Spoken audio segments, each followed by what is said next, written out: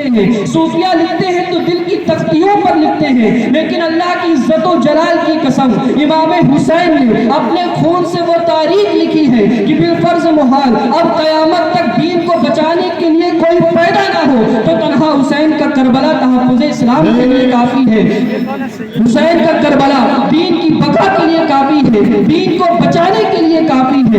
امام حسین نے کیا قربانی دی ہے کربلا کے میدان میں؟ آج یہ بھی الزام لگائے جاتے ہیں کہ مولا حسین کربلا کے میدان میں گئے تو جانے کے بعد حکومت کی لالچ تھی۔ ارے نادانو، ذکر شہدائے کربلا کے نام سے کانفرنس بھی منعقد کرتے ہو اور پھر دل کی گندگی زبان پر آتی ہے اور یہ بیان کرتے ہو کہ حکومت کے لالچ میں گئے تھے۔ کم عقلو، انہیں حکومت کی کیا لالچ ہوگی؟ وہ حکومت کے لیے کیوں جائیں گے؟ ارے جن کے نانا صاحب کوثر ہو، جن کے نانا جنت کے مالک ہو، جن کے نانا کے اشارے سے چاند دو ٹکڑے ہو جاتا ہو، وہ اشارہ کرے تو سورج پلٹ آتا ہو، وہ اشارہ کرے تو کنکریاں کلمہ پڑھنے لگے، وہ اشارہ کرے تو درخت بارگاہ رسالت میں جھومتا چلا آئے، وہ اشارہ کرے تو پانی کے چشمے جاری ہو جائیں، وہ اپنا لعاب دہن کٹادہ کی کٹی ہوئی پنڈلیوں پر لگا دے تو پنڈلیاں درست ہو جائیں، وہ اپنا لعاب دہن خارے کنویں میں ڈال دے تو کنواں میٹھا ہو جائے، وہ اپنا لعاب دہن جس کنویں میں کبھی پانی نہ ہو اس میں اپنا لعاب دہن ڈال دے تو پانی ابھر کر کے آ جائے۔ انہیں حکومت کی کیا لالچ ہوگی؟ وہ اشارہ کرتے تو حکومت قدموں میں چل کر کے آ جاتی۔ امام حسین کربلا کے میدان میں جو گئے وہ یزید کے کردار سے لڑنے گئے، یزید کے اخلاق سے لڑنے گئے۔ اور پھر بات یہ بھی ہے، لوگ یہ بھی کہتے ہیں کہ کربلا کے میدان میں یزید سے لڑائی ہوئی، امام حسین کی کربلا کے میدان میں یزید سے لڑائی ہوئی۔ کوئی بھی کتاب اٹھا کر کے آپ دیکھ لیں، کسی میں آپ کو یہ نہیں ملے گا کہ کربلا کے میدان میں یزید موجود تھا۔ آپ بچپنے سے لے کر کے اب تک سنتے آ رہے ہیں ذکر شہدائے کربلا، کیا آپ نے کبھی یہ سنا کہ جنگ کے میدان میں یزید بھی موجود تھا؟ تو پھر لڑائی کس سے تھی امام حسین کی؟ وہ کس سے لڑائی کر رہے تھے؟ وہ لڑائی کر رہے تھے تو یزید کے کردار سے کر رہے تھے، اخلاق سے کر رہے تھے، اس کی تہذیب سے کر رہے تھے۔ اس نے سر نہیں مانگا تھا، اس نے ہاتھ مانگا تھا، لیکن امام حسین نے فرمایا اس نے سر مانگا نہیں ہے، ہاتھ مانگا ہے۔ سر تو دے دیں گے لیکن ہاتھ نہیں دیں گے، اس لیے کہ جب انسان پر حملے ہوتے ہیں تو اپنے سر کو بچانے کے لیے اپنے ہاتھ کو آگے کر لیتا ہے۔ مولا حسین نے اپنے سر کو زخمی کرا کر کے اپنے ہاتھ کو بچایا ہے، اس لیے کہ مولا حسین اس وقت جو ہاتھ لے کر کے کھڑے تھے وہ کوئی معمولی ہاتھ نہیں تھا، بلکہ وہ ید اللہ کی زندہ تصویر تھا۔ وہ مولا حسین کا ہاتھ صرف مولا حسین کا ہاتھ نہیں تھا، بلکہ وہ سیدنا صدیق اکبر کا ہاتھ تھا، وہ عمر فاروق اعظم کا ہاتھ تھا، وہ عثمان غنی کا ہاتھ تھا، وہ مولائے کائنات کا ہاتھ تھا۔ اس لیے مولا حسین نے فرمایا یزید نے ہاتھ مانگا ہے، ہاتھ نہیں دیں گے، سر دے دیں گے، اس لیے کہ اسلام کی بقا اسی میں ہے، اسلام کا تحفظ اسی میں ہے۔ مولا حسین نے کیا عظیم ایک قربانی کربلا کے میدان میں پیش کی ہے جس کی نظیر نہیں ملتی۔ کتنا بڑا امتحان دیا ہے۔ ہم رسمی طور پر ایک محرم الحرام سے لے کر کے 30 محرم الحرام تک ذکر شہدائے کربلا سنتے ہیں، مولا حسین کے امتحان کو سنتے ہیں، ان کی قربانیوں کو سنتے ہیں، لیکن کیا کبھی اپنے اخلاق کو بدلنے کی کوشش کی؟ کبھی اپنے کردار کو بدلنے کی کوشش کی؟ کیا اپنی تہذیب کو بدلنے کی کوشش کی؟ مولا حسین نے قربانی کس لیے دی تھی؟ کیا اسی دن کے لیے دی تھی کہ ہم عشق کے دعوے بھی کریں اور شراب کے اڈوں کو بھی آباد کریں؟ ہم عشق کے دعوے بھی کریں اور جوا بھی کھیلیں، ہم عشق کے دعوے بھی کریں اور نماز فجر ہماری بستروں پر ترک ہو، اور جب فجر میں ہم اٹھیں تو ہماری پیشانی میں سب سے پہلا گناہ جو لکھا ہو وہ یہ کہ ہم نے فجر کی نماز کو ترک کر دیا ہے؟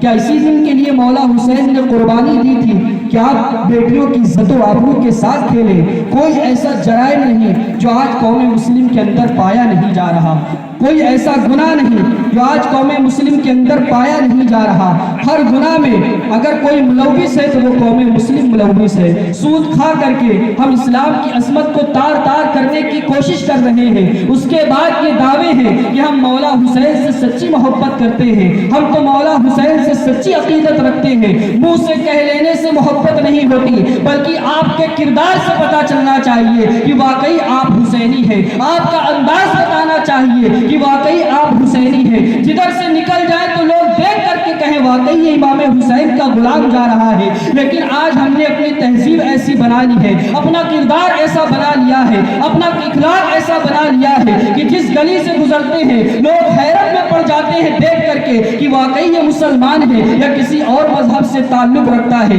دعوے تو اتنے بڑے بڑے ہیں عشق رسول کے، لیکن نمازوں سے کوسوں دور ہیں۔ شیخ ابو طالب مکی رحمت اللہ علیہ لکھتے ہیں اپنی کتاب کے اندر کہ اللہ کے رسول نے فرمایا جو مجھ سے عشق کے دعوے کرے اور پوری پوری رات سوتا رہے وہ شخص جھوٹا ہے۔ اب مجھے بتاؤ جو فجر میں بیدار نہ ہو اسے عشق کے حوالے سے کہاں تک سچا کہا جا سکتا ہے؟ اسے عشق کے حوالے سے کہاں تک سچا کہا جا سکتا ہے؟ آج عشق کے دعوے تو اتنے کیے جاتے ہیں کہ نبی کے نام پر سب کچھ قربان کر دیں گے، نبی کے نام پر مال و دولت قربان کر دیں گے، نبی کے نام پر اہل و عیال قربان کر دیں گے۔ یہ قربانی صرف اتنی ہم دے دیتے کہ اپنی 20 منٹ کی نیند کو قربان کر دیتے، صرف 20 منٹ کا وقت اللہ کے رسول کے لیے دے دیتے، صرف 20 منٹ کا وقت نماز کے لیے دے دیتے، تو شاید آج پوری دنیا کے اندر جو مسلمان کا عصائے گدائی لے کر کے حکومت کے سامنے کھڑا ہوا ہے آج اس کے حالات بدلتے ہوئے نظر آتے، آج اس کے حالات تبدیل ہوتے ہوئے نظر آتے۔ آج جو مسلمان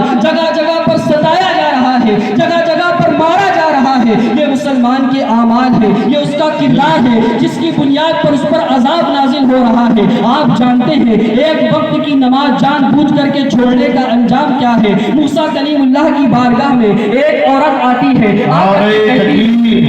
نعرہ رسالت، علماء اہل سنت، حضرت علامہ مفتی عرفان صاحب عبداللہ مصباحی، نعرہ تکبیر۔ درود و سلام پیش کرنے پڑے باواز بلند اللہ رب محمد صلی اللہ علیہ وسلم نحن عباد محمد صلی اللہ علیہ وسلم صلاۃ و سلام علیہ یا رسول اللہ صلی اللہ تعالی علیہ وسلم۔ ایک وقت کی نماز جس نے جان بوجھ کر کے چھوڑی، آپ جانتے ہیں اس کا حال کیا ہوگا، اس پر کیسا عذاب نازل ہوگا۔ موسیٰ کلیم اللہ کی بارگاہ میں ایک عورت آ کر کے کہتی ہے اے اللہ کے کلیم مجھ سے گناہ ہوا ہے، میرے لیے دعا کر دے کہ اللہ تبارک و تعالیٰ مجھے معاف کر دے۔ تو اللہ کے کلیم اس سے فرماتے ہیں کہ تم سے کیا گناہ ہوا ہے جس کی بنیاد پر تم اللہ رب العزت سے معافی کی طلبگار ہو؟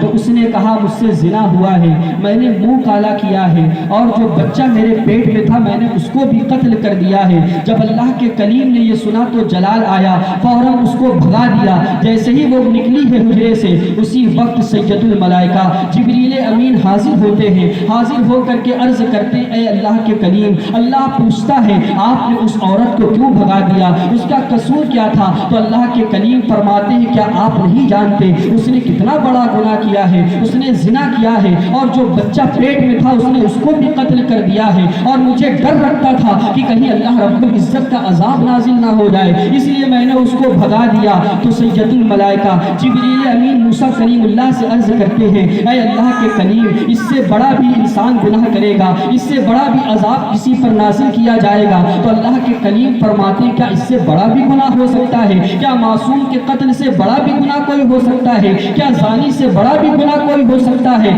تو سید الملائکہ فرماتے ہیں ہاں اس سے بڑا بھی گناہ ہوگا اور اس سے زیادہ بھی عذاب دیا جائے گا، لیکن وہ شخص کو جو جان بوجھ کر کے نماز چھوڑے گا، جو جان بوجھ کر کے نماز چھوڑے گا اس سے زیادہ عذاب میں وہ مبتلا کیا جائے گا۔ اب مجھے بتاؤ ہم ایک وقت کی نماز جان بوجھ کر کے چھوڑ کر کے کتنے خسارے میں ہیں، کتنے غفلت میں ہیں، کتنی سستی میں ہیں۔ آج امام حسین سے محبت کے دعوے ہیں، رسومات کے بندھن سے ہٹ کر کے یہ رسمی طور پر جو ذکر شہدائے کربلا